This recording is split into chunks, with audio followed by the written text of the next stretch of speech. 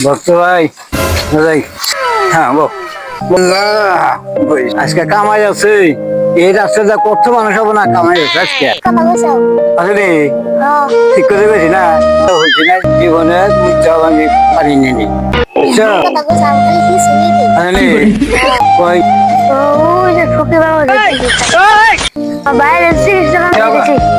এই দিল্লি থেকে যে আইসালে তাহলে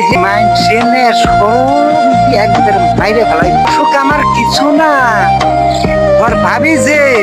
খালি বিছনাই মতন সুখা ঠিক খারাপ